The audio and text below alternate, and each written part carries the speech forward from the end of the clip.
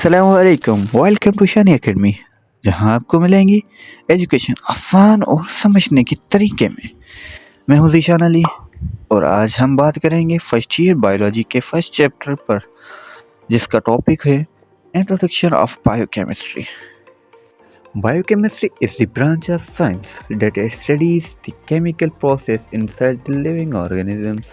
It combines biology and chemistry to understand how molecules like protein, DNA, carbohydrates, fats work in the body.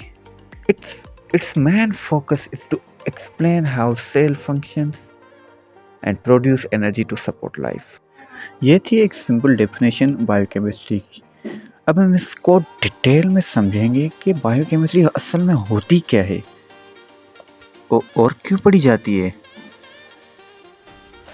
Biochemistry एक ऐसी branch of science है जो जिंदा चीज़ों के अंदर होने वाले केमिकल प्रोसेसेस, जो अंदर प्रोसेस होते हैं जैसे खाना डाइजेस्ट होना, उनको समझने के लिए बायोलॉजी और केमिस्ट्री को मिलाकर स्टडी करते हैं बॉडी की।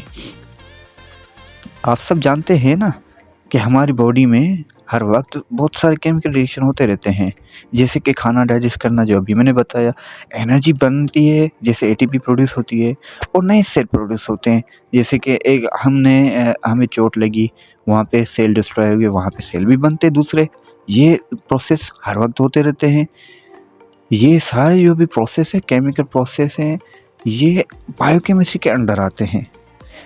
बायोकेमिस्ट्री का मेन फोकस ये होता है कि हमारे सेल्स कैसे काम करते हैं, एनर्जी कैसे प्रोड्यूस होती है, और मॉलिक्यूल जैसे प्रोटीन, डीएनए, कार्बोहाइड्रेट, फैट, ये इनों का रोल क्या होता है, इनों का क्या मतलब कि काम है बॉडी में, किस बिला वजह तो नहीं होंगे, इनों का कोई काम होगा। केमिकल रिएक्शन में इनों का बहुत बड़ा अहम रोल है। तो मैं बताता हूँ, एक शॉर्ट इनकी एक्सप्लेनेशन बताता हूँ। जो प्रोटीन है ना, प्रोटीन एंजाइम बनाता है। जो एंजाइम का क्या काम होता है, केमिकल प्रोसेस को फास्ट कर देता है।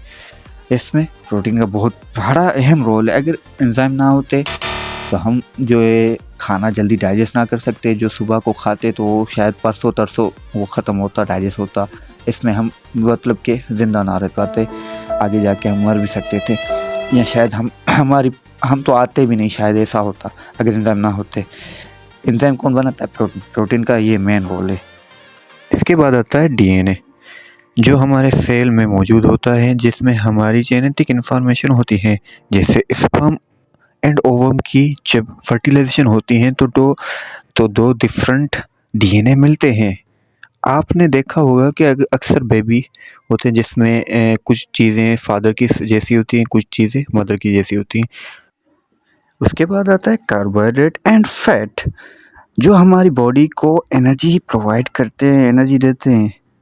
ये सब मॉलिक्यूल्स जो है, प्रोटीन, फैट, लिपिड, ये जो भी होते हैं ना, ये सारे मिलकर हमारी ज़िंदगी के सिस्टम को चलाते हैं। Now we come to the second topic, which is called chemical composition of cell.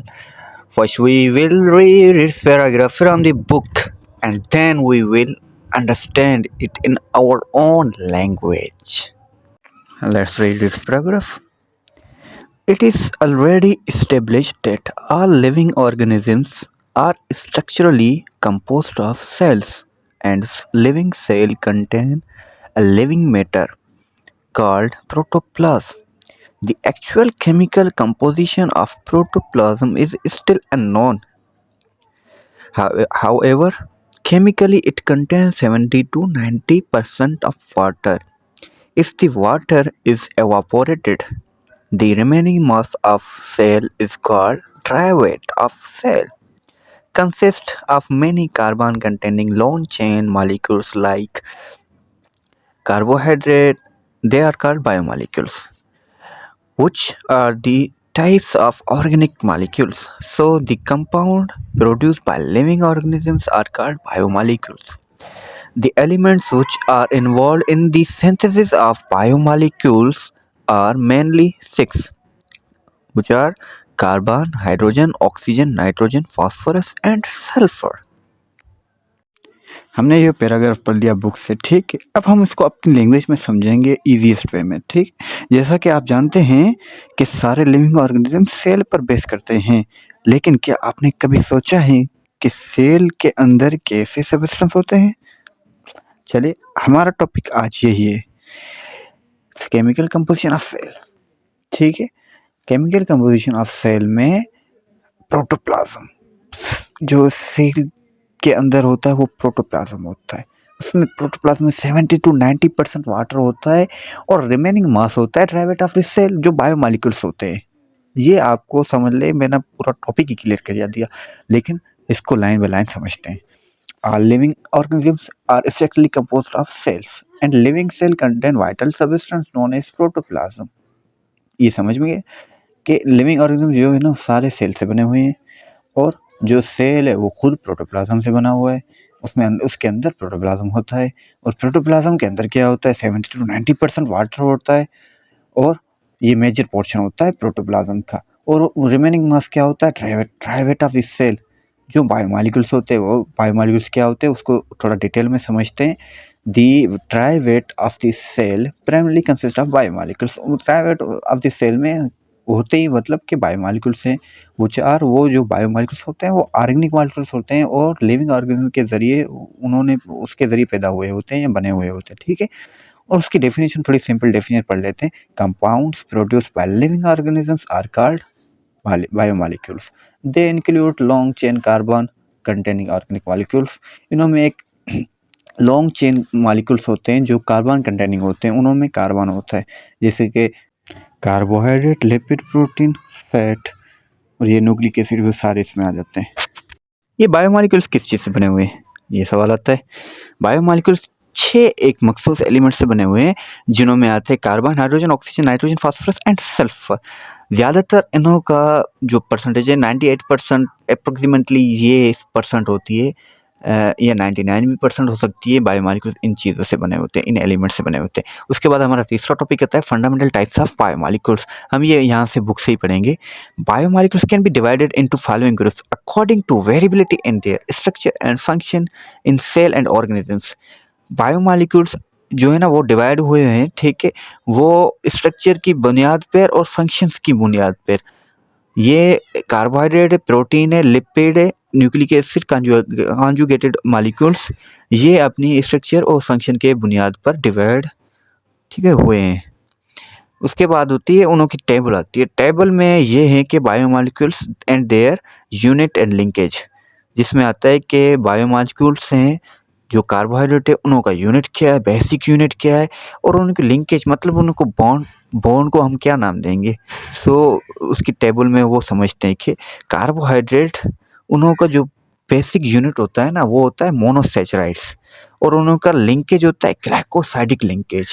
Protein का यूनिट क्या होता है, अमाइनो एसिड, और उनकी लिंकेज होती है पेप्टाइड लिंकेज। इसके बाद आता है लिपिड। लिपिड में आता है fat, oils, phospholipid, terpenoids. Fat and oil simple lipid, phospholipid is compound lipid, and terpenoid is triglyceride. अब इनों के डिफरेंट यूनिट होते हैं। ग्लिसरॉल एंड फैटी एसिड ये सिंपल लिपिड के यूनिट्स हैं। फॉस्फोलिपिड के यूनिट है ग्लिसरॉल, फैटी एसिड, और उसके साथ एक अलग ग्रुप अटैच होता है, वो फॉस्फेट एंड खोलिन होता है। उसके बाद होता है टर्पेनोइड्स का आइसोपेरेनोइड यूनिट होता है। ये इनों के डिफरेंट यूनिट होते हैं, और इनों के लिंकेज होते हैं Easter linkage and CC linkage. इसके बाद आता है न्यूक्लिक एसिड, जिसमें आता है डीएनए एंड आरएनए, ये बायोमॉलिक्यूल्स हैं, और इनों का डीएनए का मोनोमर या यूनिट्स क्या होते हैं, डीऑक्सीराइबो न्यूक्लियोटाइड्स डीएनए के यूनिट, आरएनए का राइबो न्यूक्लियोटाइड, और उनकी जो लिंकेज होती है वो होती है दोनों की सेम होती है, फॉस्फो ईस्टर लिंकेज।